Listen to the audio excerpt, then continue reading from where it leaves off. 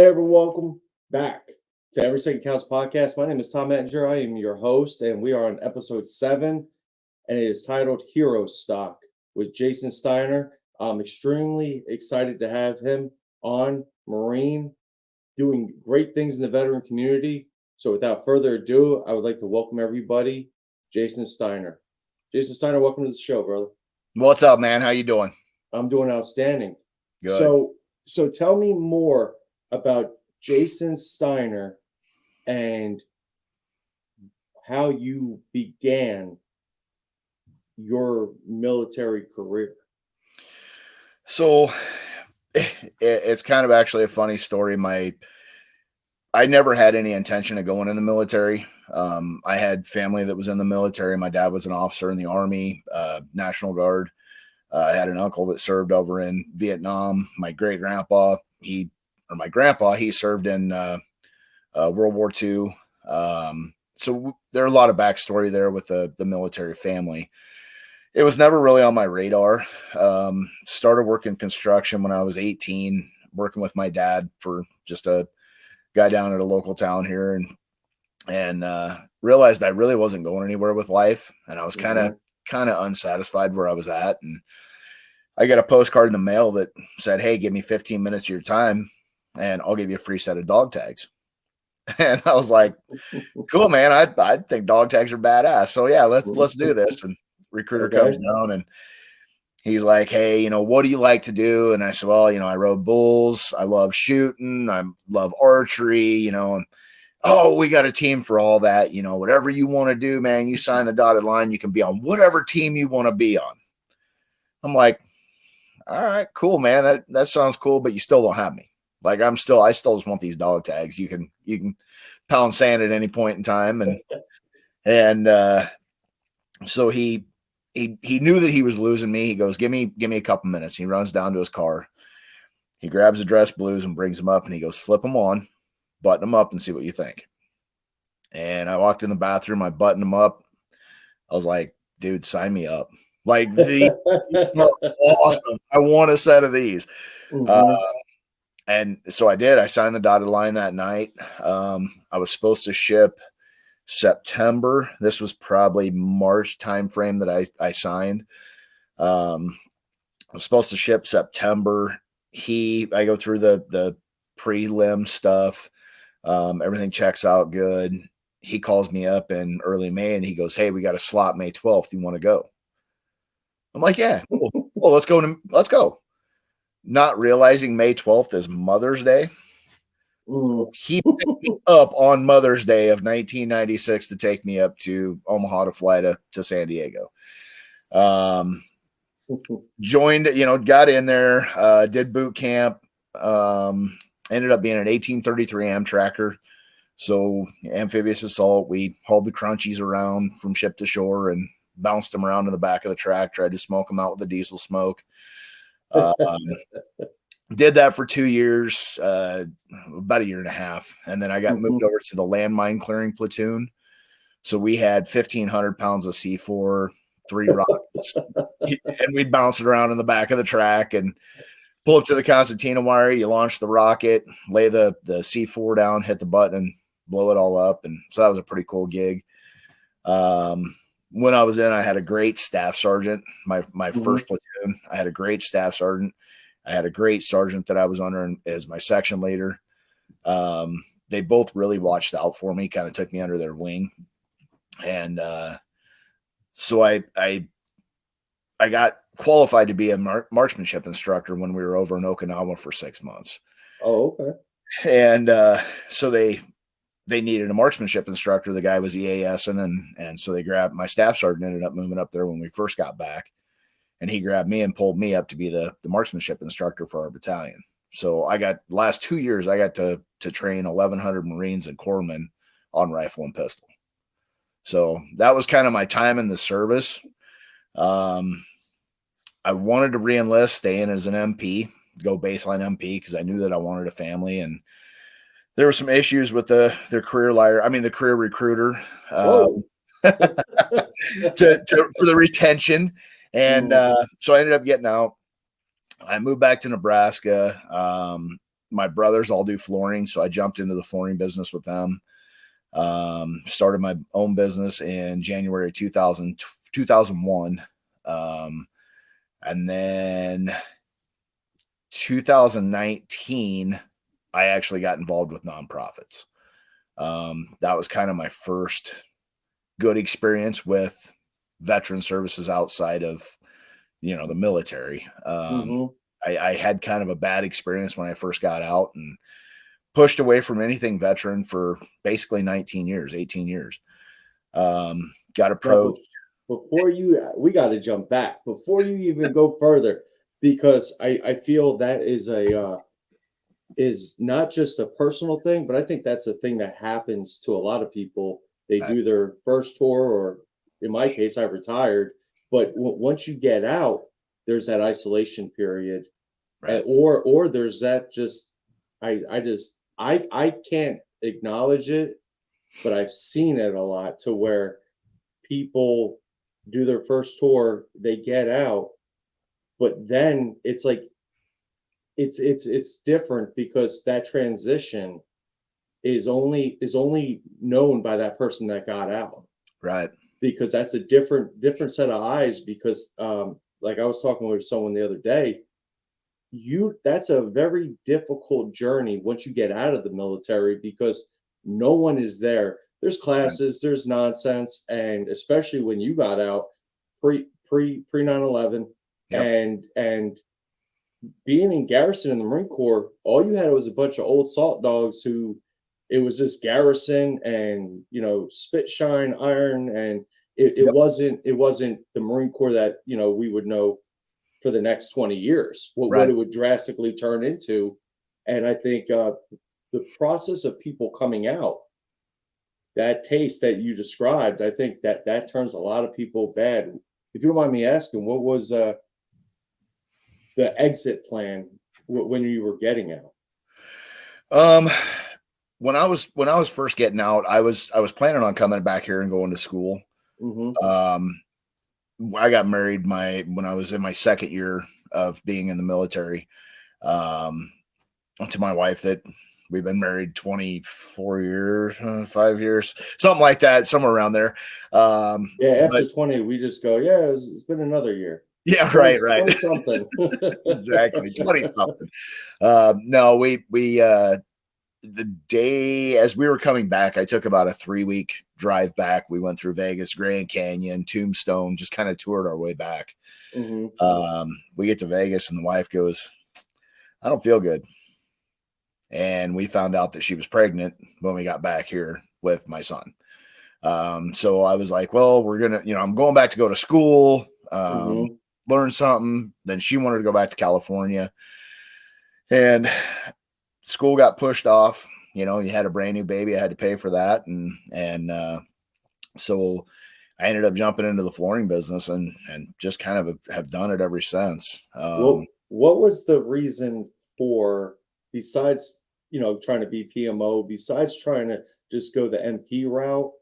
Was it just, MP's route's not available, or the career planner, they were just trying to keep you in your MOS, or is that what it pretty much was? They wanted me to re-enlist in tracks, and they're like, well, as soon as a spot opens, then we'll move you over. And I said, I looked at the gunny, I said, I'm sorry, gunny. I said, I'm looking at some of these guys that's been on here for 15 years. And they said the same thing happened to them at year 4. They went to re-enlist and they're still here 15 years later. They never got moved. And I'm like, if I can't get this spot, then, I'm probably not going to stay. And come to find out, there was open boat spaces that I could have went over to MPs. But the career recruiter, actually, he got busted for DUI and got shoved up there as a career recruiter just to finish out his time. He was hardworking. Yeah, I mean, he didn't really care if anybody stayed or if anybody went. He sat there and pushed papers and killed the time until he got out. 9/11 happened. I really, really struggled with that. Was there a thought to join another branch, or to jump back into something? I actually wanted to jump back into the Marine Corps. And I dealt with that struggle of I've got a 9-month-old son. Do I re-enlist, go back in, and know that I'm going to be front lines because I'm a combat MOS?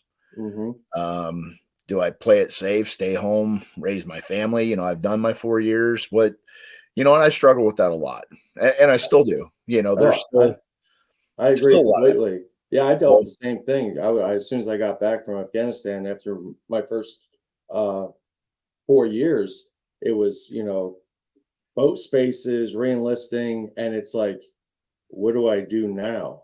Right, Like, do I right, stay in? Do I want to do this? And right, it's a very tough time in someone's life because, like you said, if you jump back in, Iraq, Ramadi, where am I going? Afghanistan, right. and at that time, no one knew where anyone was going or what we were Exactly. gonna be doing. Right, right, right. You know, and you get out of the military where you're told when to eat, when to drink, when to run, when to sit, you know, Hmm. where to stand. You come into a world where there is no rules. Like there's rules, but there's not that strict structure that you're so used to.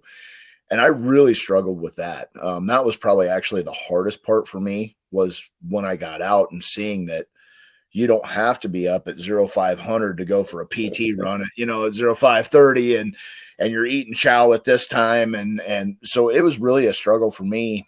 Um, What were you, like, just 20, 23, 24 by that time? 22. I was 22 at the Me time. too. Yep. And that's a scary part. I mean, a lot of people, only if you served, and if you, I mean, I want to say probably 50% of the Marine Corps is like that. I mean, I was 19 when I got married, and Right.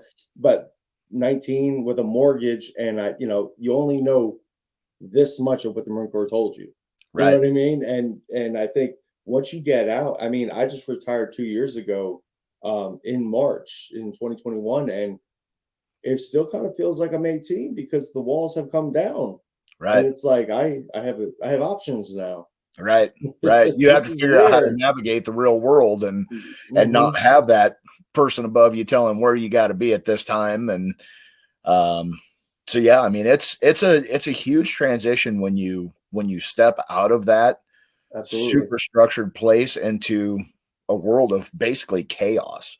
And I went absolutely. into a world of contractors. And Hmm. contractors, they're known for doing drugs, they're known for drinking, they're known, and it's like, this isn't the world that I'm used to, Hmm. and it took a long time to adjust to it.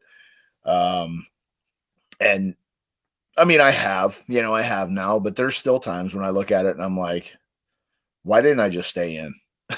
Hmm. Done my 20 years, 25 years, whatever it was. And then, I could have at least retired then, had pension and got out. But, I kind of figure that everything happens for a reason. There's no Absolutely. such thing as a coincidence. It's everything happens for a reason. So whether it be, you know, if I would have reenlisted, I might not be here today, Hmm. and so I kind of look at that side of it too. And I'm like, the big man had a bigger plan for me than what I had for me. So I it, think I think that's powerful to say that because it kind of hit me the same way. Once you go on this trip and you get excited about doing veteran things and talking to veterans, and it that purpose seems, you know, for me, it felt like, what, this is why I'm here now. This yep, is what I'm supposed to be doing. And, I had the tools, I got given the tools along the way. right, And then now it's like you can't just turn your back once you get out. This is like it only begins now because now I'm a veteran. So right, now I'm a veteran. Now I could, now I'm going to the VA. Now I could see everything. And right, once you enter that world, and you don't want to be involved with anything, or I didn't want to be. I was the gray t-shirt USMC guy. I right, didn't have the right, stickers. I wasn't a, motivated, yep, hoorah, look at this kind of guy. And once you get out, there's that stigma. I felt it, that it didn't exist, but right, I felt it, like, ego wise, like, I yep, stepped away from a lot of people I served with for the last couple of years just because my time was over. But right, I was only trying to secure myself, and actually it did nothing for me positively, but right, push relationships off. Yep. How was it with your wife? How was it family wise with young baby just getting out of the Marine Corps, chaos in the world, and you're just trying to make now you're sprinting. Right. Mhm, It was a struggle, man. I mean, mhm, starting your own business at 22 years old, brand new baby, scraping to make ends meet. It was tough, and we both had a job. We both worked. But we trudged through it and pushed forward and I focused a lot on work, building the business, mhm. and making it to where it is today. And she focused on the kids and that kind of thing. And so it was a good combination. Yeah, that's the only way. Unless you find that combination, I think it's very difficult Yeah. to make it through life without that person that's there that will get it and understand. Yep. Because a lot of people, if you ever been stationed in a Marine Corps town, there's a lot of people that don't get it. Yep. A lot of Yep. spouses that they have it's not a normal job. You're not dating or married to a normal person anymore. Right. Obligation comes first. Yep. And I think, I did 12 years on recruiting duty, and that's not a lot of time home. I did a lot of time traveling. And I could feel the same way, especially when you get out and now you're searching, and it's hard because there is no, especially at that time, there was no handouts. There was Right. no anyone there besides I would say both of your guys surrounding family. Right. It's hey, it's sink or swim. But even that, like your family doesn't understand unless they were with you. They don't understand the full spectrum of Marine Corps. No, It's different than any other service. Like it's a different brotherhood. It's a different, and that might sound bad that I say it that way, but it's almost a cult. absolutely. That and they don't understand that side of it. And Um, I think as a Marine, and I kind of spoke on this on another podcast, and I've been just recently realizing this, that we set our own kind of expectation, yep, and when people don't meet it, it becomes a we're by ourselves again. yep, But their expectation might be different as well right, because they have no idea. It's easy to have our own mind play tricks on us along the way, right, and as soon as you don't get that positive reinforcement, that positive feedback of what you expect, you know what I mean? What you expect now, yep, I think that expectation it comes hard, and it's the ego inside Marines that's like, this is who I am. right, You treat me this way, or right. you know what I And if you mean? don't, kick rocks. Hmm. I mean, Absolutely, that's just yeah, it's ingrained into us. It's just kind of the way we are. Um, absolutely. Good, bad, or indifferent. It's the way we are. Um, but no, and I still struggle from time to time, even Hmm. just talking to civilians. I was fortunate in 2019. I'd kind of thrown that out that I got asked to help build a veteran program, ground up. So there is, I don't know how many there is now, 30 plus disabled veterans organizations throughout the United States that play hockey, Okay. and use adaptive sports to help with the PTSD and that kind of stuff. And I got approached in 2019 to help start the Nebraska Warriors. And it was five guys and a couple gals that sat down and we formed it and got it going. Um, I served on that board for 4 years. And one thing that I really noticed was like the locker room. That Hmm. was kind of our church. Um, and you'd see guys like they would talk to me, but they wouldn't like fully open to me because I wasn't a combat Marine. I wasn't combat military, so I didn't see what they saw. Hmm. But they would talk to me. I mean, I had great relationships with a lot of the people, but they wouldn't really open up. And you'd see them like they'd be tying their skates and they're sitting next to a kid that they'd never met, and one of them, hey, what branch? I was in the Army. Oh, I was in the Army too. Where did you deploy to?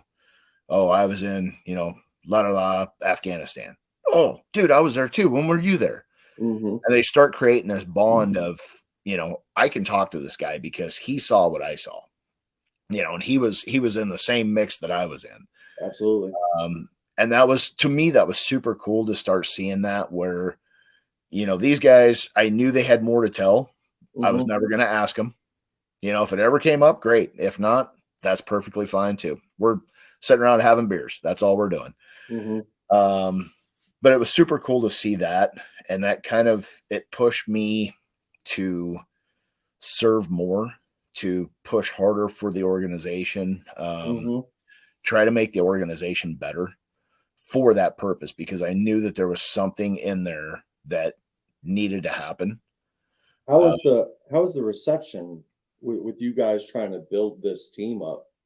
It was amazing, actually. We started our first skate. We had 22 skaters come out, which I kind of thought was a little ironic with that number that showed up. They came out and skated within the first year. I kind of said, if we have 40 people, that's kind of the benchmark we need to hit. We had over 70 sign up the first year. And we have off at Air Force Base up in Omaha. So, it's 40, 50 minutes down the road. So we've got a lot of military around here. And, and the second year came around and I'm like, if we hit 120, 130, that's our benchmark for this year. We ended up having over 170 on our roster at one point. And it grew so fast, and it hurt us because it grew so fast. And there were some issues that happened. Basically the organization, November of 2020, the organization basically blew apart. Some stuff happened, not good stuff, and I can't really get into it, but it basically blew the organization apart. And me and another Marine that was serving on the board, we lost 5 board members overnight from one meeting out of like 8.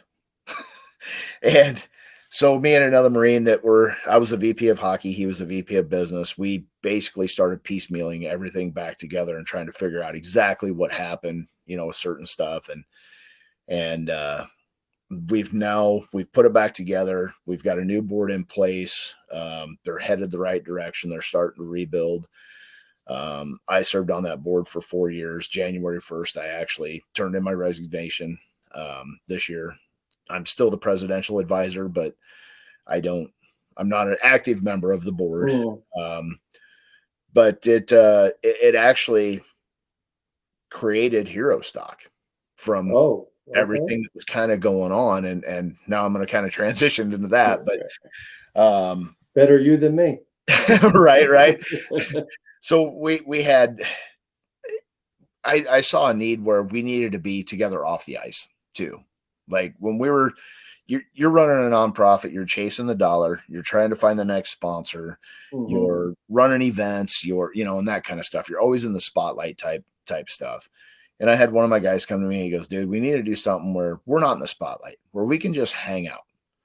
And I'm like, yeah, we do. So I started planning a night to throw axes, which that wasn't really thought through. So we're going to have alcohol, axes, and military. Probably not a good plan, but I started planning that.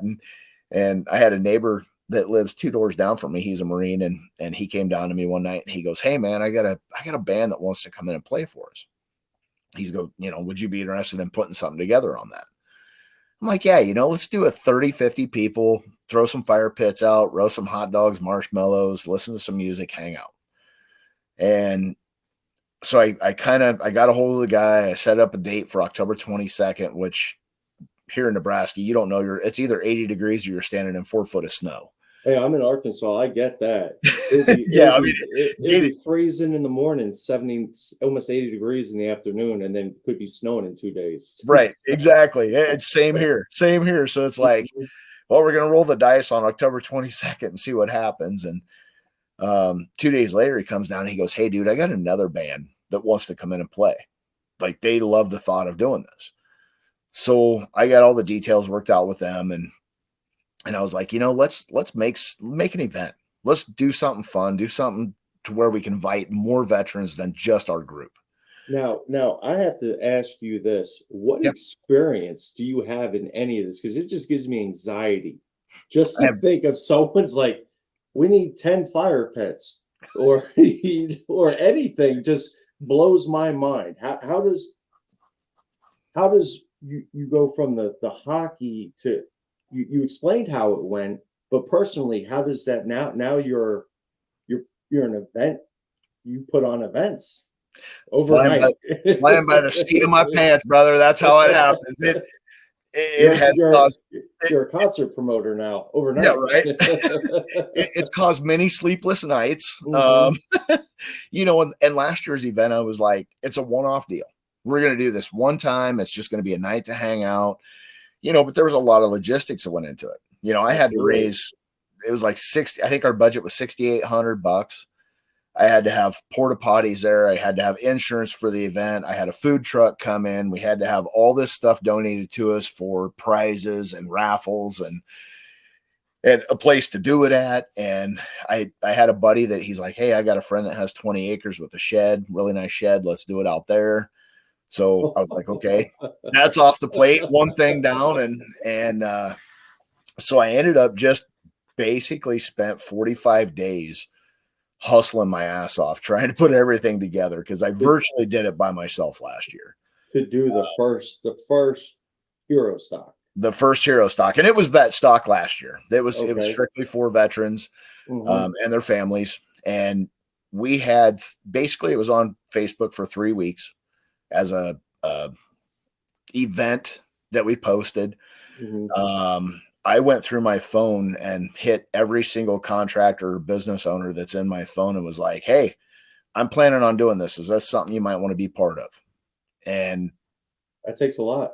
it takes a lot. That takes a And, lot. you That know, takes a and lot. but it was great response. Like I had great response from it. Like probably 70% of the text that I sent out.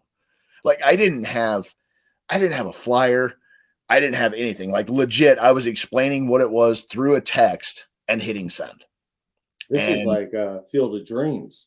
Like right. you were like, they're gonna be there. They're gonna play music. You're either coming or you're not. Yeah, No exactly. problem. So they're gonna be there. Yep. So Yep. And we ended up raising like it was like $7,800. So we covered the event and actually put money in the bank for this year. I was just going to roll it into a different nonprofit, any of the extra funds or whatever, Mhm. after last year, and being that it was just going to be a one-off deal, and so it all just kind of came together, Mhm. and we had 45 days from the day of the idea to the day of the event, and we ended up having over 100 people show up out at this event. That some of them came and left, but most of them came in and stayed all day long. And it started at 2:00, shut down at 10:30 at night. And we even had some that stayed after and played Ring the Bull with us until like 2:00 in the morning, drinking way too much whiskey. Mhm. um, but it was a cool feel. It was a family feel. The one guy that brought the bands to me, he's a photographer too, and he goes, as I was taking these pictures, like looking through the lens, it felt like I was at a family gathering Mhm. and everybody's throwing bags and playing cornhole and laughing and having a good time. And then a band fires up and just everybody's hanging out. And he goes, it was just a really cool atmosphere. So it was neat in that aspect that everybody did just have a good time. Like it was 100% free. You didn't Mhm. have to spend a dime to be out there. And we gave away tons and tons of stuff, like free raffle prizes and that kind of Mhm. stuff. The bands were amazing. What was the 45 days of rushing? Was it because you were gonna have it on that date no matter what? Or Yep. you didn't want to wait, or it had to be that chaos? You I'd needed already you set needed Yeah, you I'd already needed set the that. date with the first band. So before he brought So the second one in, I was already set for the 22nd for one band. And I was like, here it is. We're going to do it because this is the date that I set and I'm not backing out on this dude. Oh, that's a lot of pressure right there. That's a It- lot of pressure. yeah. And you know, and it all just kind of fell together. It Hmm. was super cool. I had people jump in that helped me out. You know, as it was building up, they were like, "Hey man, can I help you with this? Can I do this?" And so it was cool in that aspect, and it actually formed my board for HeroStock, because Hmm. those people that jumped in and helped out, I'm like, you know, I want you people to be on this ride with me. You see the value in this, and I want you to be part of this. And they're like, yeah, we want to be part of it too. Um, so we went through the event. Everything was amazing. Next 3 to 5 days, my phone's lighting up. Text, calls, emails. Dude, you have to do this again. How many bands did you have total? Just the two? We had two. Yep. Okay. And So they my rock. daughter, They played the whole time? they started at 4 and played till 10:30. Yeah. Woo! So it was long sets, and they had a couple breaks in there. And but my daughter actually, she kicked us off. She sings the national anthem, and she wanted to do a couple songs that she'd been working on, and so she kicked us off with the anthem and that kind of stuff. And then Oh, that's incredible. That's yeah, incredible right there. and she's like, okay, so you can continue to do this every year as long as I get to come up and do the anthem and sing 1 or 2 songs. I'm like, cool, sounds good. Yeah, and that cuts your wife out immediately. Like this Right. is a family thing now. Yep, She's gonna exactly. sing. You're invited to come if you want, but but we're gonna be there. Right, right. Exactly. Exactly. So yeah, she kicked us off, did an amazing job with the anthem, and it was crazy because one of the prizes for the cornhole tournament was a 30-minute helicopter ride around Lincoln. Oh wow. And as she's singing the anthem, the helicopter comes flying in to land. Oh, So you got the thump, thump, thump, thump, thump in the background as she's singing it. I'm like, everybody's like, how'd you do that? I'm like, I didn't do that. it's a one-time thing, folks. One-time thing. Right. And one of the guys, he comes up to me, he's like, are you bringing the Blue Angels in for next year, or what's the plan there?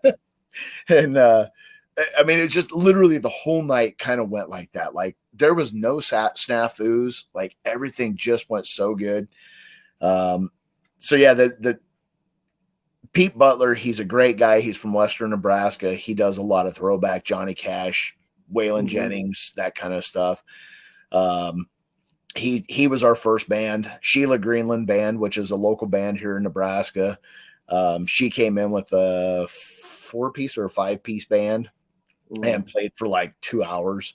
Did a great job, and she plays a lot of different genres, so it wasn't just one deal.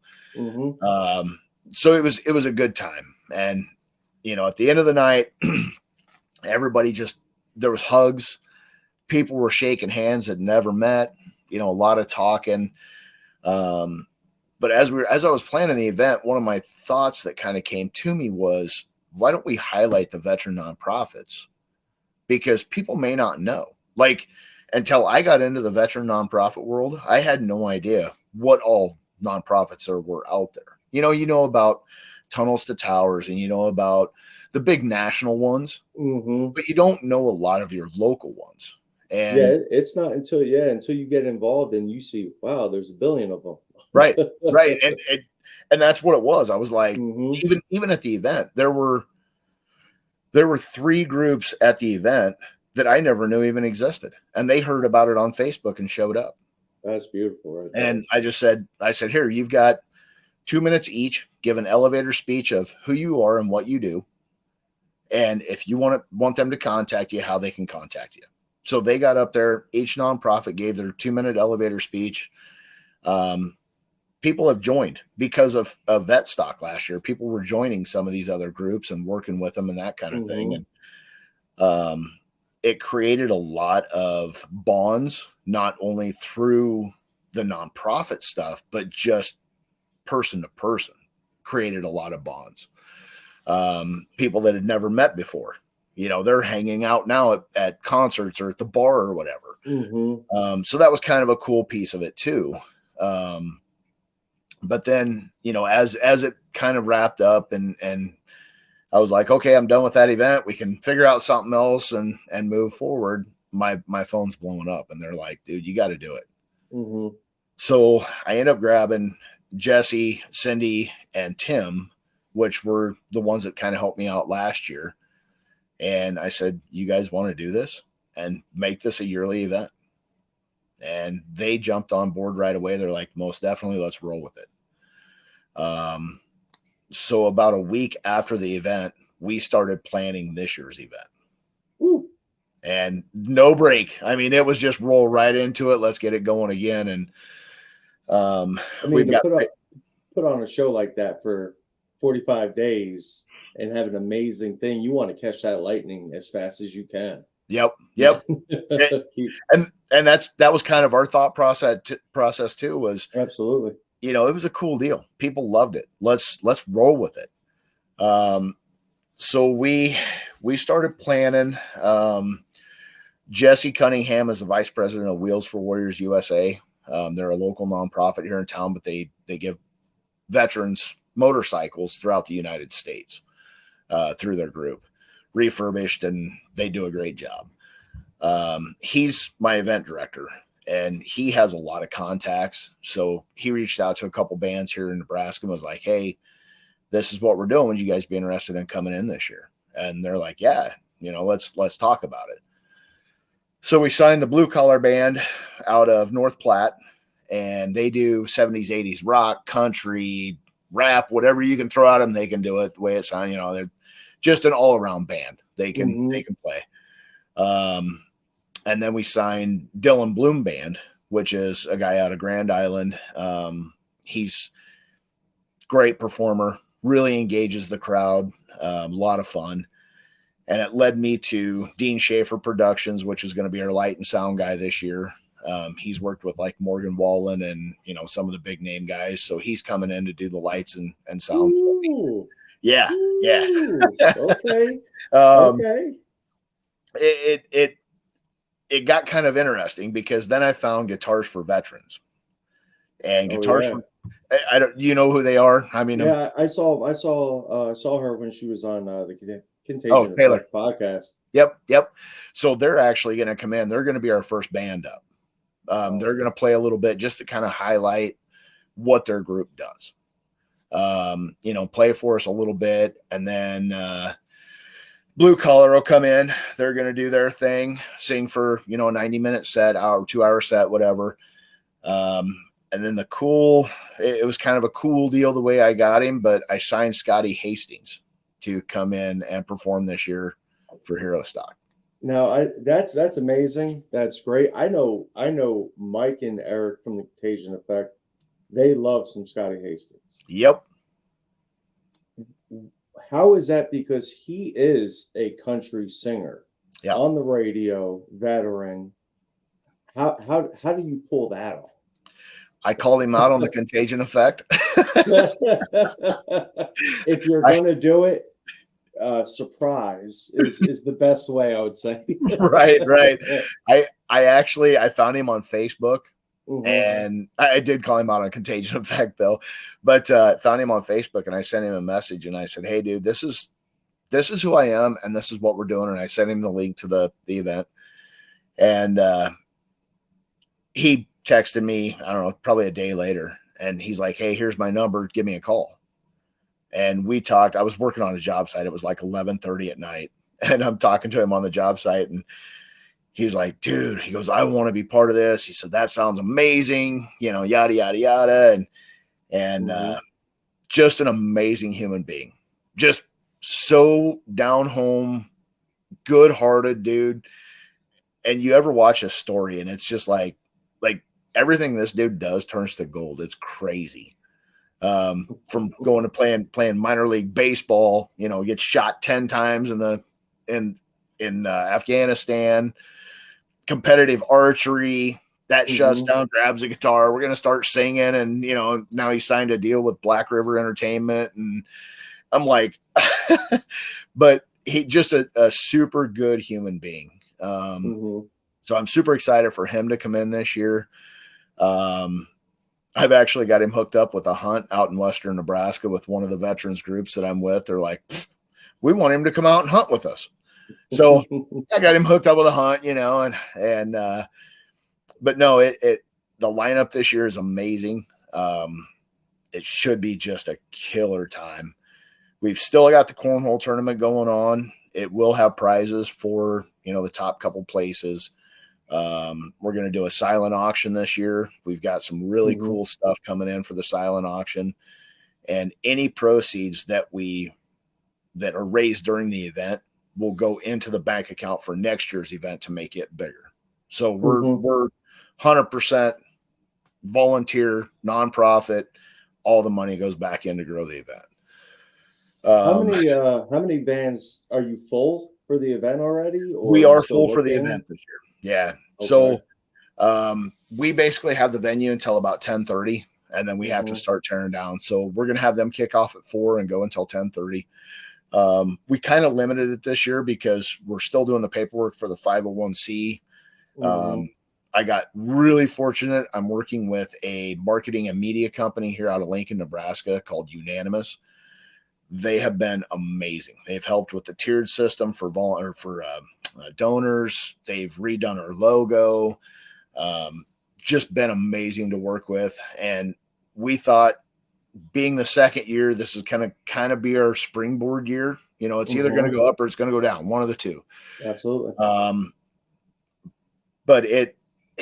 So we decided one day we're going to do one day, still have it that 2 o'clock to 10:30 type of event. As we started planning it, people started talking, and they're like, "Hey, we want to do a ruck march from somewhere around Ashland and come out to HeroStock." How far is that? Ashland's about 6 miles or so. So they and I think they're going to start a little bit outside of Ashland and then come out. The local chapter of Irreverent Warriors, they're going to do their silky hike and end up at HeroStock. Scotty with Ruck It Up for Warriors is doing the ruck march. And then we've got Jesse with Wheels for Warriors. They're doing an iron butt ride. And it actually starts on Friday night at 8 o'clock. They leave Lincoln. They're going to Morier, Oklahoma to Adam Sandoval's K River Campground. And they'll do the staging area there for anybody coming up from Texas, Oklahoma, Kansas, Missouri to come back up with them to HeroStock. And then we have the Nebraska Warriors. They're talking about doing a round robin and having Kansas City Warriors and the Oklahoma City Warriors up, and then have everybody come out to HeroStock. So we've got a lot of events going on before HeroStock even starts. So it's kind of a huge veteran weekend. I would say so. Yeah. Well, and then this year as we started planning this, we're like, let's don't limit it to just veterans, because police, fire, EMS, all them guys, they see the shit too. All the first responders, especially after the last 3 years. Right. Right. Yep. So we've included all your first responders and Gold Star families. Because Gold Star families, they gave the ultimate sacrifice too. So it was kind of a cool deal to be able to bring them in. I've talked to both the groups here, one in Lincoln and one in Omaha. Amazing group of parents or families. So they're super excited about coming into it this year. And we've got 3 podcasts that want to do a remote from the event. I got reached out to by one of the jump guys that do the jumping from planes and stuff. They're talking about doing a parachute coming in, possibly with an American flag, depending on the weather, for the national anthem to kick off. So a lot of really, really cool stuff that's going to happen this year. And that's a big scale. Yeah. From the first event. Yeah. Yeah. Huge. How does that make you feel just thinking about it? I mean, the event's not till September 9th. Right. How does that feel? A couple more days than 45 days out that you have more in front of you. Do you think the time is hurting you because you have more time to add stuff and make it chaotic for yourself? Yeah. So I get home at night from the job site, and sometimes I'll pull in at 11 o'clock at night or whatever, and I'll sit down on Facebook as I'm eating supper, and I'm scrolling through Facebook, and I'm finding nonprofits, and I'm sending stuff out to them, and that's how the jump thing happened. He was like, yeah, we want to be involved, but what would you think about us doing this? And I'm like, that's all you guys. You guys wanted it. You take care of any permits, anything you've got it, because I'm not dealing with all that stuff. And there's only so many hats you could wear. Right. And I have a great team. I really do. I mean, they're amazing. They help out a ton, but I push it probably harder than anybody because I want to see this thing I want to see it grow every year. And I want in 5 years to be hosting 10,000 people. That's my goal right now. 10 years, I want to host 20,000 people. I've got to talk to some really cool people, people that I never would have talked to, that want to be involved with it. Scott Hussein, he's a major from the Marine Corps, runs Save the Bravo. Out of California, super good dude. He's like super excited about it. You're super excited about it. I've got Mike and Eric coming in possibly from California to hang out at it. Just it's fun for me because I get to talk to people that I'd never talked to.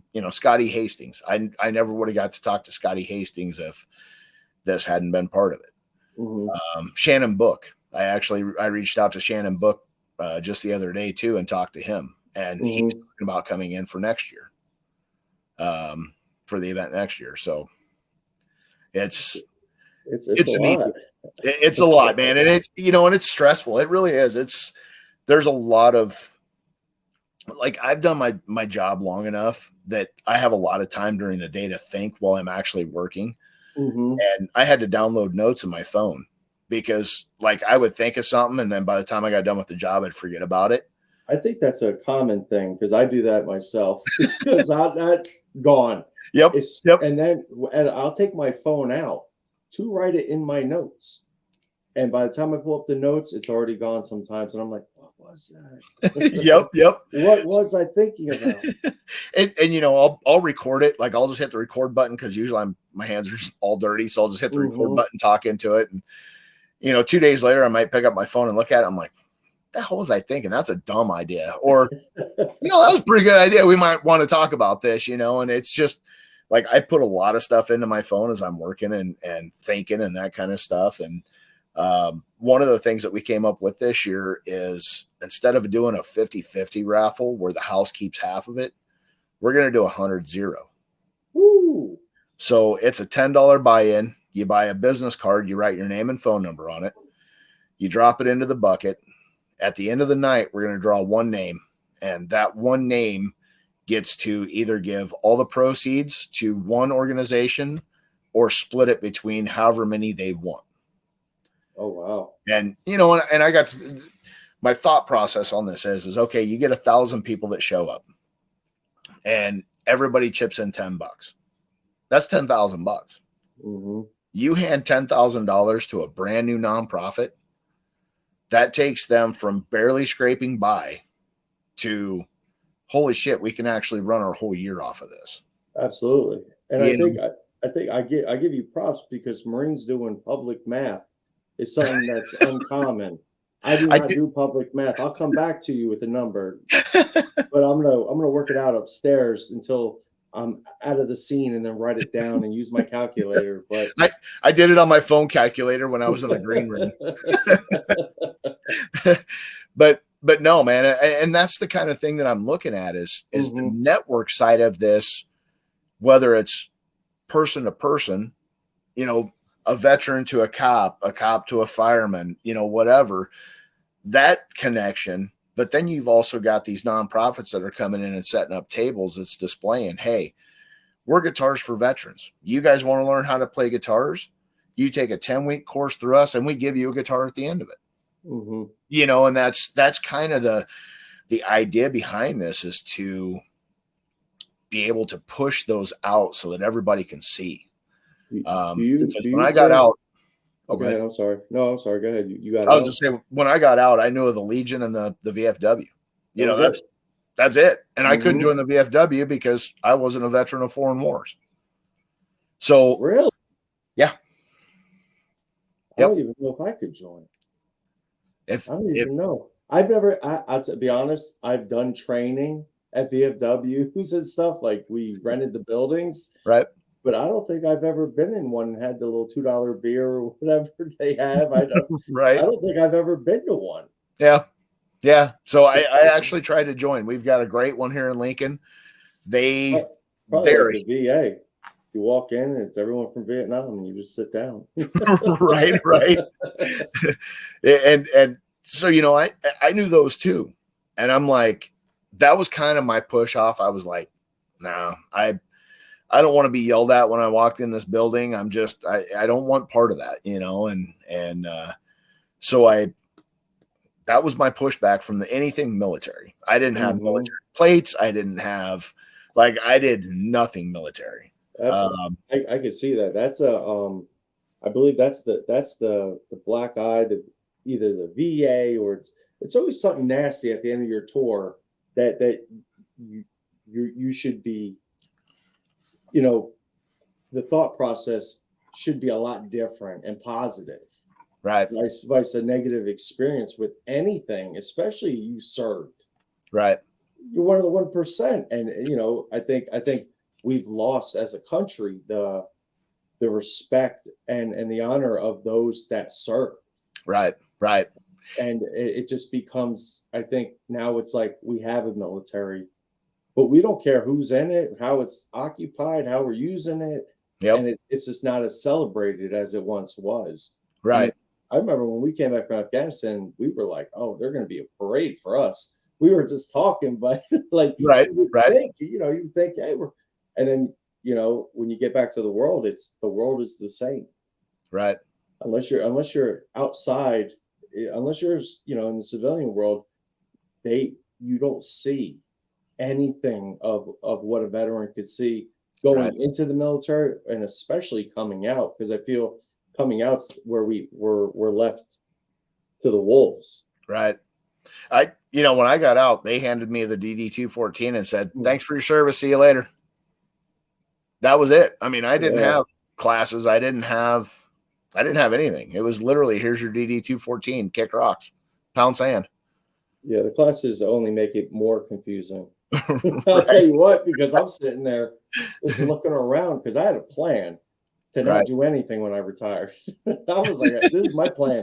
People are learning how to do resumes, and I'm just sitting there looking like I'm good. Right. But then they start making you nervous. You're doing elevator speeches, you're talking, and I'm like, I'm not trying to make $100,000 when I get out of here. Right. I'm trying to just get out of here. Right. Then figure it out. Right. I'm still in the system. Right. I'm still institutionalized at this point. Yep. I need to detach and then see who the hell I actually am now. Right. Yeah. Because you're a different creature when they let you out. And then when you come out, it's just that I think that you're either going to be Mr. Motivation when you come out. You're that guy with the black jacket with the giant, Eagle Globe and Anchor on the back. You're the guy with Eagle Globe and Anchor all over your car, your truck, like flags. You're that guy, or no one even knows. Yep. Because I think I was that guy for a little bit, probably a month. It's only been 2 years, but where I was just like, you want to stand on your own, I think. Right. Because I think a lot of places you kind of use your experience as a crutch, because veterans get trashed, I believe, no matter what. Service, no matter what. There's never a shining moment unless there's a tragedy or, it's a Purple Heart recipient. Right. It's something, Navy Cross recipient, something traumatic had to happen. Right. Like you said earlier, Tunnels for Towers, like you don't get that big unless you're dealing with traumatic situations. Yep. And it's a dog and pony. It's a dog and pony that we went through in the military. It's the same thing when you get out. They want to grab that Purple Heart guy and shove him in everybody's face and look, this is a war hero. Yeah, he is a war hero. But guess what? This dude doesn't want to be shoved in everybody's face. He wants to be left alone. Yeah, You know, and absolutely. I mean, it's a sad thing because they help themselves by using that veteran. Yeah, because their military career is over at that point. Right. And a lot of these guys are in their young 20s, and now they are the commercial for whatever political party wants to use them, whatever organization is going to pay them, and now they're public speakers. Right. And right. it reliving that, and I mean, I didn't really think about it till you just said that, reliving that story or accident or tragedy, or maybe veterans they left wherever they were deployed to, and that's a horrific situation to be played on repeat over and over again. Yep.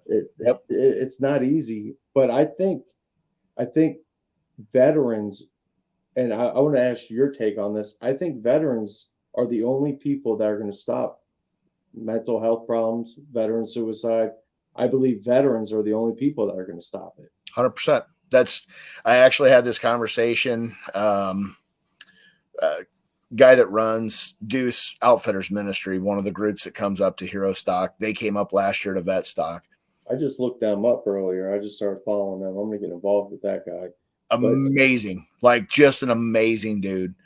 Amazing group. Their whole group was just awesome guys. I had this conversation. I was on the phone with him for about 2 hours and 45 minutes, the same day that I talked to the kid in Michigan, 2 hours and 55 minutes. But I had that conversation with him, and I said, here's the deal. I said, VAs are overrun. They don't have the staffing. They don't have the time. They don't have the funding to really do what needs to be done. And I said, dude, at the end of the day, it's groups like yours, groups like Wheels for Warriors, the local true grassroots veteran groups, the veteran podcasts, that they want to be there to talk about it because that's how you're going to heal. Absolutely. Right. And they're the ones that are going to save the veterans. It's not the big nationals. It's not the politicians. It's not the VA. For them, it's a number. You go to a VA, you're a number. Unless you go to a really small VA, you're a number. And you're thrown through the system, and here's your ibuprofen, change your socks, drink some water, and march on. And we actually just had a kid here in town. His mom worked at the gas station that I always go to.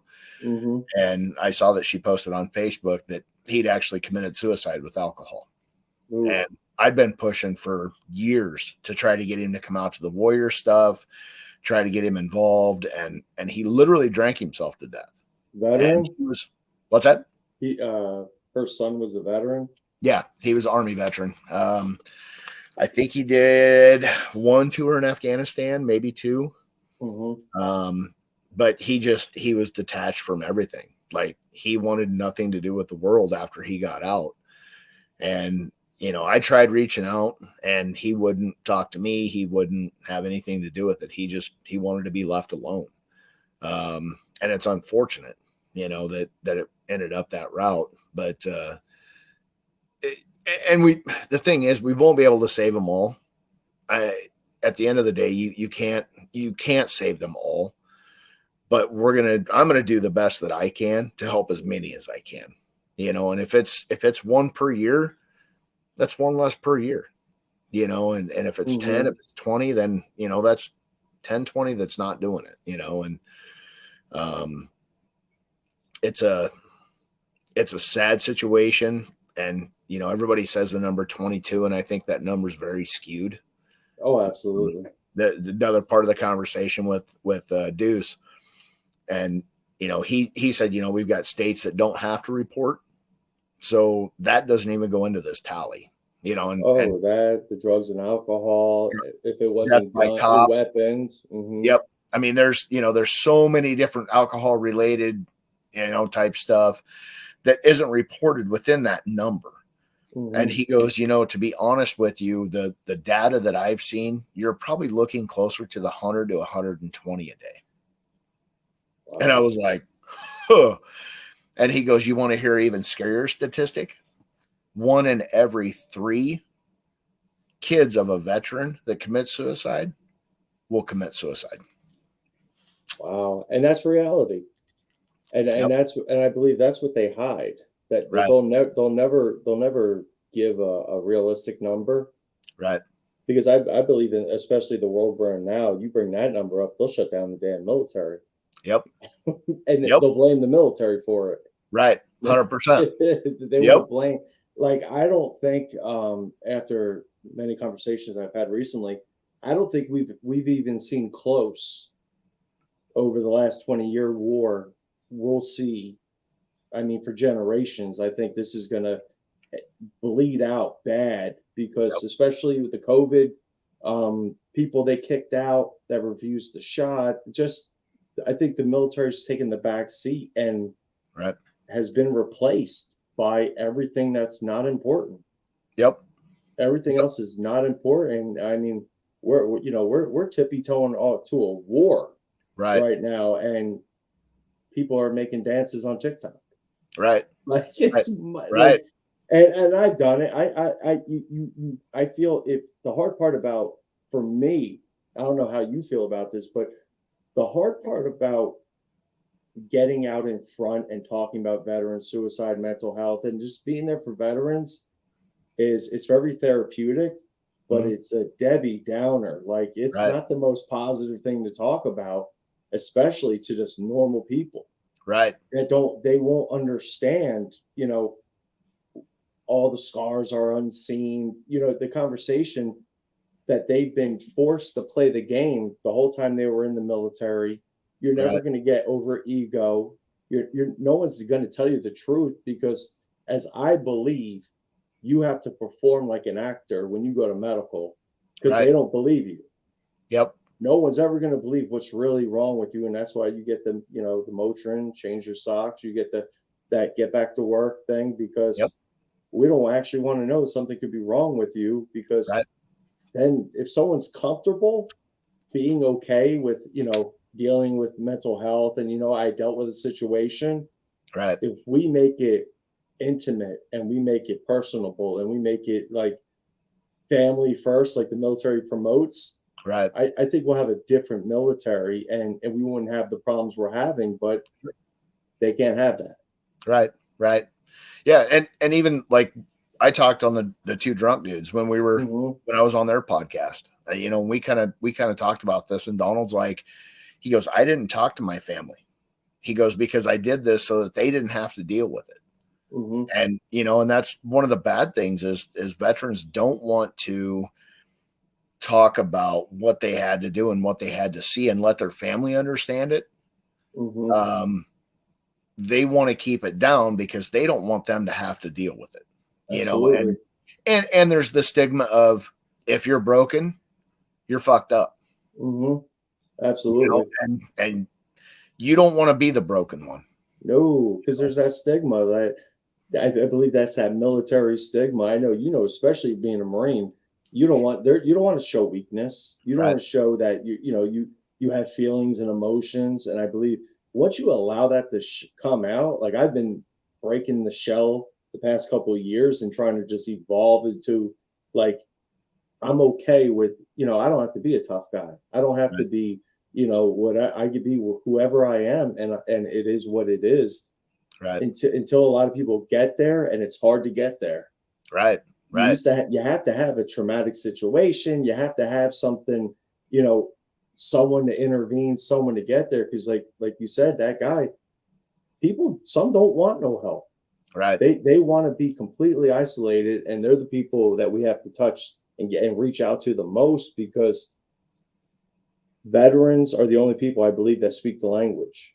Right. You therapy, talking to doctors, nurses, nurse practitioners, whoever it is, they'll never get it to where you crack open a beer, you talk to another veteran, whatever it is, no matter your MOS, no matter your branch, you can complain about something together. I believe that. I believe that 100%. Right. Unless you're like Air Force because they just complain about their hotel rooms. maid service is slipping. They need to call somebody. Right. No, and it is. I mean, it's, you hit the nail on the head. I mean, we can talk to each other because we understand. You know, Mm-hmm. I may not have seen combat, but I went through the boot camp. I went through the bullshit games that everybody plays when you're in the Marine Corps. We understand. We can talk. We have that same mindset, the same lingo, and to be able to walk through some stuff. And See, I only see your military experience as positive because you were a PMI who maybe led kids to slinging lead down range in the next couple of years. right. You know, 3 years later, they were in country in theater, Yep. slamming them down range. So see, and I feel fortunate. Like mm-hmm. I don't think of it as a bad thing that I didn't see combat. You know, I feel very, very fortunate that I didn't have to. Mm-hmm. I got to experience the military, made some amazing friends, got to blow up some cool shit. But at the end of the day, I helped develop somebody, you know, absolutely. as they went in the country and that kind of thing. So it's not a bad thing, you know, but it's one of those deals where, like, there's a guilt that goes into it for me. Absolutely. You know, I had a guy talk to me. His name's David Ocean. He's a Marine, very hard charger. We were talking one night. I was actually giving him a bit on his floor, and he goes, "Why do you do what you do for your veteran nonprofit?" And I said, "I like hockey. Guys are pretty cool. I don't know what you're getting at." And he's like, "No, why do you do what you do? All the extra that you do, why do you do it?" I'm like, I really can't answer that. You know, it's who I am, I guess, you know, that's what I do. And he goes, "Do you ever feel guilt?" And I was like, I'm a gate, maybe, I guess, kind of. He goes, "You didn't go in after 9/11 and you feel guilt about not going back in." And I'm like, yeah, I mean, sure, you know, there's that. And he goes, "I stood in a room with some of the most highly decorated military people and Bronze Stars. I mean, they're just dripping medals and ribbons." And he's like, "Every single one of them has guilt. They could have done more. They could have saved that buddy. They could have shot that guy." He's like, "These guys went through some of the most traumatic stuff you'd ever see. And yet they have guilt because they didn't kill that one person or they didn't save that one person that they thought they could have." And he goes, "We all have it. That's why we do what we do." Absolutely. I think, I'm sorry, go ahead. No, I was like, I guess I agree. That's, yeah, I see it. Yeah. I think, it started getting me with like Red Friday. That I started putting my toe in a couple of years ago with the Red Friday, and once you're out and I'm posting about it, like I said, I ran away from Facebook a little bit. I do a lot more on Instagram, and it was just posting everything about Red Friday. Those days were like the saddest days I could go through, right? Because of the, you know, you just start thinking, overthinking, anxiety, depression. It just starts coming together, and you're like, there's people out right now. There's families waiting for a phone call or anything going on right now, and no one cares. Yep. And it started bothering me, and then that's what I was like, you know what? I'm turning the key. This is what we're doing now, because if I feel an emotion about something, that's passion. That, you know what, I'm going to be proactive and do whatever I can, because if it's not me, then someone else has to do it. So I'd rather just do it. And I've gotten that question before. Like, why are you even posting? Why do you care about 988? Why are you doing this or that? Right. And it's because you have to. Yeah. Because some people never heard of Mission 22 or, you know, any veteran service, anything that needs help, any veteran podcast, any small media that could help someone. A lot of people maybe don't. A lot of people that are dealing with, PTSD, dealing with, everything they're dealing with outside the military, they might not be on social media. They're not Right. watching the news all the time. So Yep. when they don't get that and that you have the opportunity, you could change someone's day, I believe. And if it's just a veteran doing something positive, Yeah. that could change someone's day because that could lead to a like, a follow, and then eventually a conversation. And like Yep. you said, I think the community of veterans growing Yeah. towards veteran suicide, mental health, and first responders as the nation goes into a decline Right. of everything positive. The veterans are the only ones that can stand it back up. I believe this 100% because Right. there's more veterans pissed off about everything. Oh, and there's so many of us. We'll go with 44 to 120 a day that are just disappearing. Right. They're disappearing. There's Yep. funerals. And we're 1%. Mm-hmm.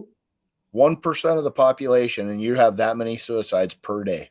You know, that's how it's not on the news every day is ridiculous. Yeah. Because they don't even talk about it on the news. Yep. Every fentanyl death, every murder, every crime that takes place across the country, if it doesn't matter if you're Democratic, Republic, state, whatever they're in, Right. you hear about that. Right. But I don't know how many veterans died in Montana yesterday. Right. Like that's where we need to come, I believe, as a veteran suicide conglomerate together to where we know facts. Right. Because we're dealing with in a world of disinformation to where we don't know what's the truth, what's right, what's wrong. Yep. But veterans know there is a problem and there's people that need our help. Right. Because we need their help. Yep. Yep. Because that veteran therapy, I believe, is the biggest part. Yep. Yep. And that's a big part of what HeroStock is. You know, Absolutely. it's part of it is finding your civilian battle buddy. Mm-hmm. You know, you've all transitioned out. Mm-hmm. You're no longer military, but now you got to find your civilian battle buddy, not your battle buddy in the military. You know, Mm-hmm.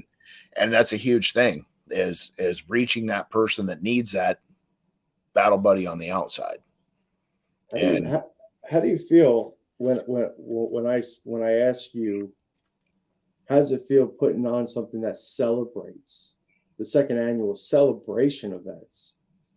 Like it's actually like I've never heard of anything like you said. There's stuff all across the country, small veteran things, but this is like Veteran Appreciation Day, to where veterans are watching veterans, and it's just like it's a warm feeling just to think about it of just veterans who don't want to be around nobody.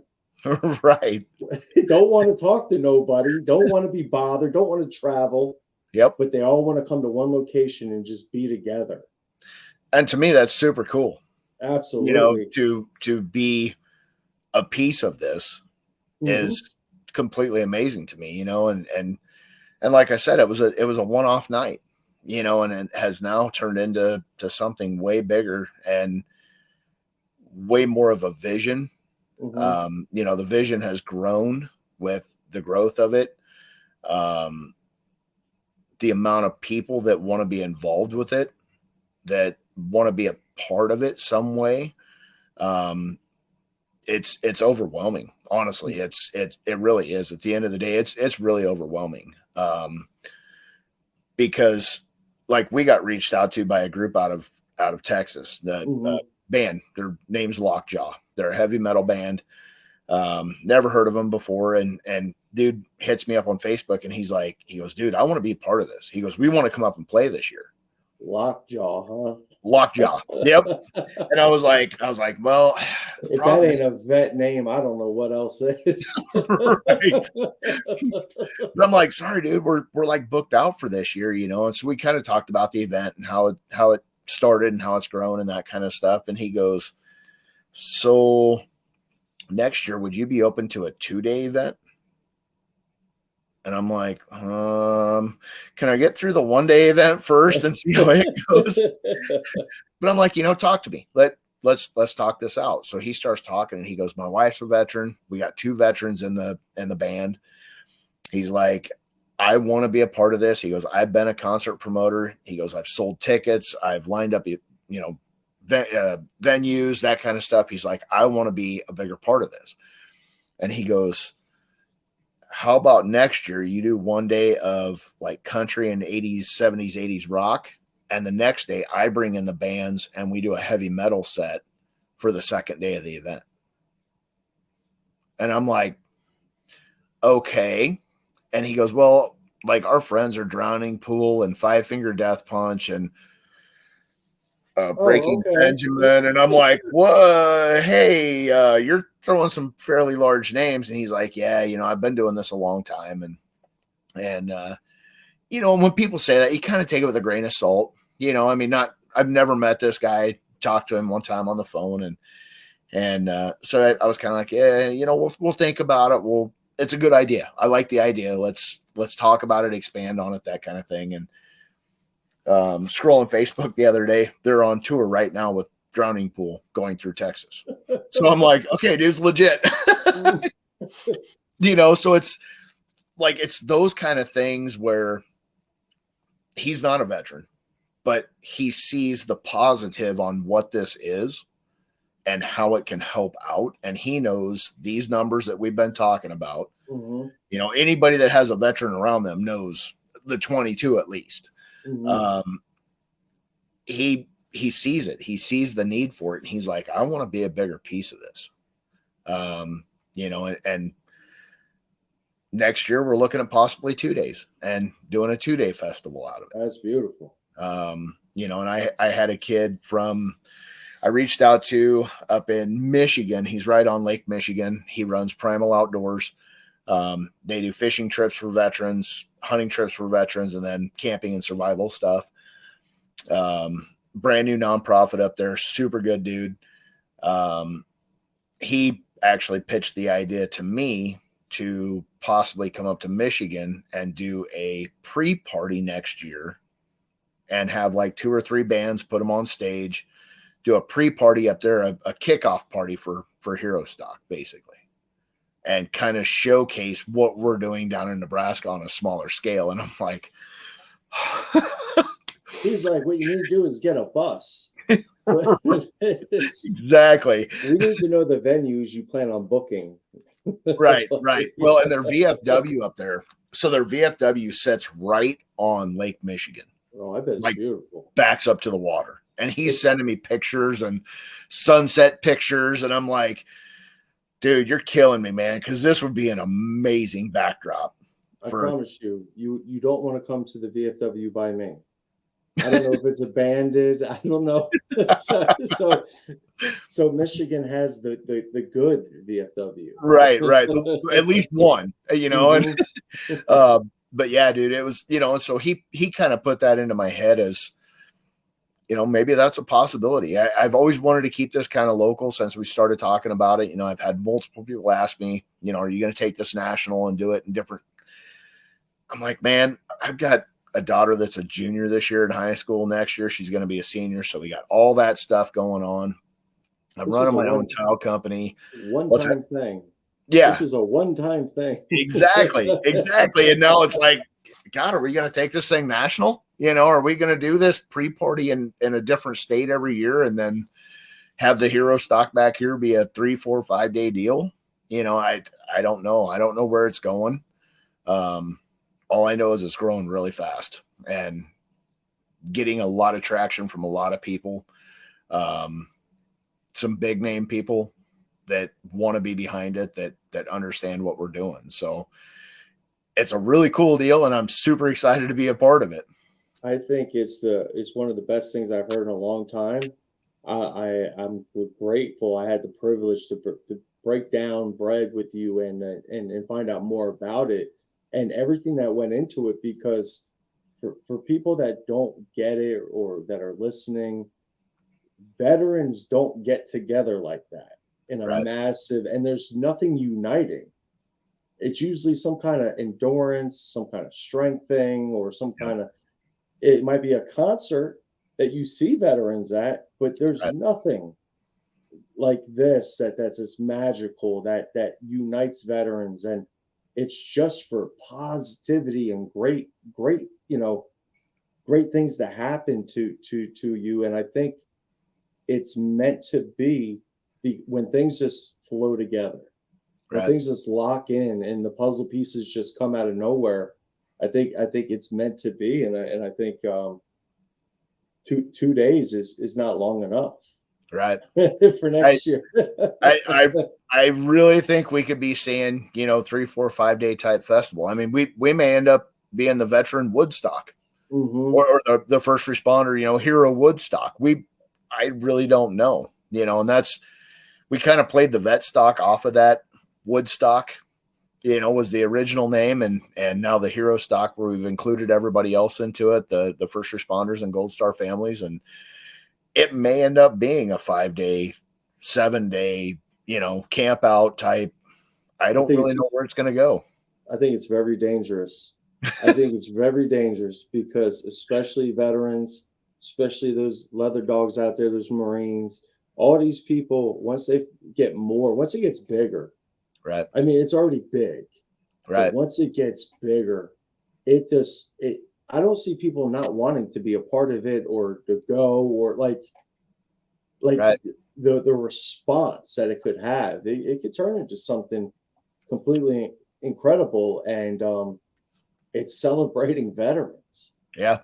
Like it's a platform, of just appreciation and togetherness, and there's nothing like that. I don't think there's nothing that unites veterans in such a way to where Right. you have music and you have tables. Before we get off here, can you go over the tables and everything about what you plan on having at the Vetstock, and if there's tables available, if people want to get a table, what would they have to do? Yeah. So I'm actually limited this year on tables because of the venue size. I didn't think it was going to be this big this year. Mm-hmm. It has gained way more traction than I thought it was going to. So we have room for about 50 tables, roughly. I've got 28 already signed up. They're veteran. Some of them are veteran-owned businesses. Some of them are veteran nonprofits. I'm reaching out to the local police, fire, EMS groups Mm-hmm. right now to try to get some of their nonprofits there too. Basically, what I'm doing this year is it's $25 to secure a table or tent. You provide the table and tent. We will not have power out there, so you can't like run TVs or anything like that because most of them are going to be outside. So for the listeners at home, there's no inflatable people, no Nope. inflatable, not. Nope. All right. That could cause a decline in attendance. That could. Right. we were actually going to do a bounce house until I realized A, how much money they are, and B, how much work they are. And I'm like, I don't want to deal with that. None. I have zero interest in it. So I've been in a bouncy house at 2:00 in the morning drunk before, so I can imagine a couple of them. You know what I mean? Yeah. And a bunch of drunk Marines bouncing around, and probably not a good plan. I'd be buying inflatables before the night's over. But yeah, I'm charging $25 a table, and the money actually goes to putting a logo onto a banner.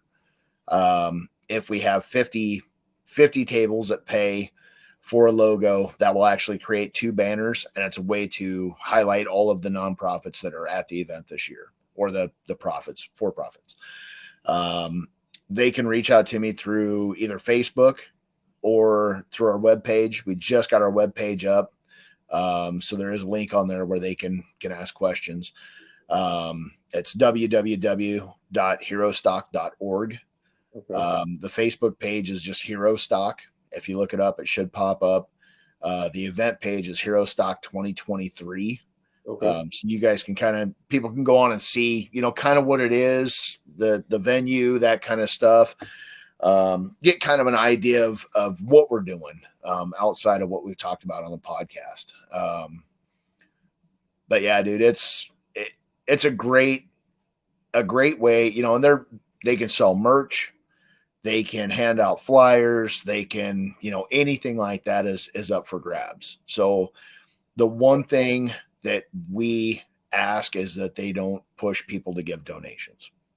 if people want to donate, they'll donate. Don't stand out there with a jar and beat on it like they did with the bell and the red deals. Yeah, I'll walk a mile to go in another entrance just to, just so I don't get seen. Right. And the crowd. Yeah, and that was a cool thing last year. Like Deuce came out and they set up their tent. They had an amazing setup to begin with, but they were asking donations for shirts, and if you had made a donation for a shirt, then they would give you raffle tickets, and they at the end of the night, then they drew for a free hunt for a veteran in western Nebraska. Oh wow! And they have whitetail, muley, antelope, turkey, or waterfowl, and you could take your pick of any one of those 5. And the guy that won it is actually one of my board members' husbands. And he was like, I don't want the hunt. I want to donate it to my son. But he's deploying. He's going overseas. So, because he's military. So he's overseas right now. So 2024, when he comes back, Deuce came back to him and said, here's the deal. We want both of you guys to come out. Oh, that's beautiful. So he gave both of them a hunt out there, and it's just super cool stuff like that. But like standing out front, beating on the red kettle, we're not going to allow that. We have the place that we're holding it at. We've got 2 food trucks coming in. We've got Johnny Rico's Pizza, which is New York style pizza served out of a food truck. He's a veteran-owned company out of Omaha. We got Take 'em Catering out of Omaha coming in. It's one of my buddies. I think he's going to do burgers and dogs and fries and kind of that kind of stuff. The cornhole tournament will have a sign up coming up. Got the silent auction. Got the podcast coming in to do their lives and remotes. It sounds like the local news company is going to cover it. I was going to ask that. I was going to ask about that. Yeah, they sounds like they're really, really pushing to come out and do some coverage on it. I've reached out to Vet TV to come out and cover, either the Silky Hike coming in or the Ruck March. We've got a couple photographers, couple videographers, couple guys that'll be flying drones. So there's going to be a lot of coverage this year that's going to go out, and a lot of video that's going to come out from this year too. So that's amazing. Yeah. And these people are like, I'll come in and do it. I don't even want money for it. And so I'm like, well, that's even better. If you're not asking to get paid, I'm cool with that. I think that's the greatest thing, because like, that's just wanting to be around people, have fun, and just do it. Yeah. That's amazing. I know I'm coming. I'll be there. Definitely. Awesome. I got to talk to Mike. I got ideas now. Well, we got to get Mike out here. Oh, he's coming. He's coming. He's coming. Eric's coming. If Eric has to drive all of us, if he has to drive to pick me up and drive me up there, it's happening. It's right. Happening. That's awesome. Because when I talked to both of them, I think it was through group text on the phone. Mike's like, "Yeah, it sounds like something we got to do," and Eric's like, "No, we're going." I'm like, "Yeah, I'm going."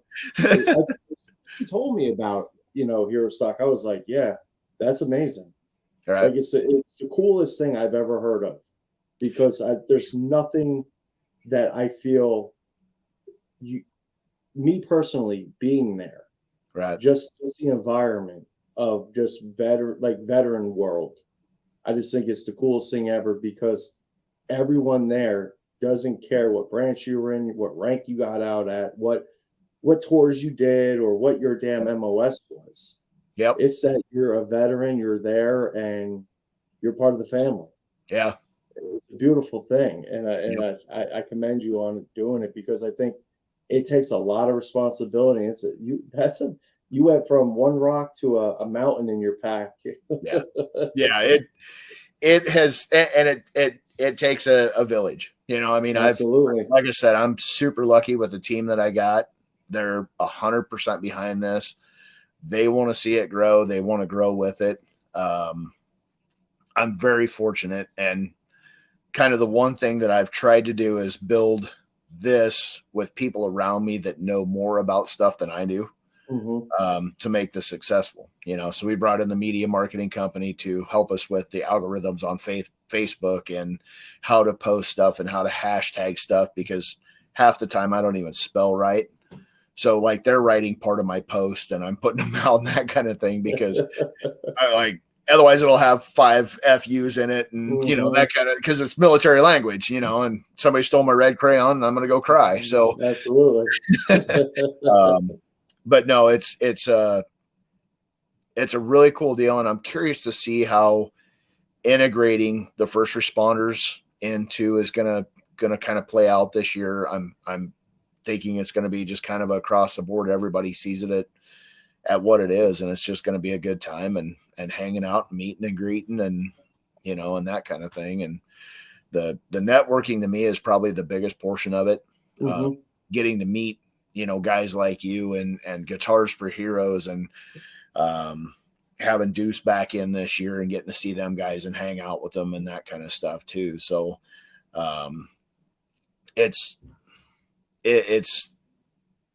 it makes my heart feel good to see how everything's going with it and how it's growing, and the passion, not only that I have, but when I tell people about it and they start talking about it and they get excited about it because they see what it is and what it can do and help out. So absolutely. It's a giant impact. Yeah. Giant impact. Yeah. But we've been on here for a while, and you already threw everything out on how you could be contacted. I will put everything in the show notes. Cool. But before I hop off here, what could you say to people about HeroStock for them to want to come? To get people excited, to get, the passion you feel that I ain't even been there. I ain't never been to Nebraska, let alone what I like. This just seems like I'm excited. September 9th, 2:00. I'm excited. Like I'm excited. How can we get other people excited? Because I'm on board HeroStock. I'm promoting it just because you're gonna inspire my life on Facebook to go even more, because HeroStock has to be. I'm gonna make your life 10 times more harder, because I'm gonna push HeroStock as much as I can, because it's the best advantage for anyone hurting, suffering, going through any kind of pain. If that's not the biggest support group therapy session I think you could ever have, ever. And how do I get people there? What do I say to get people there? You've got to see it.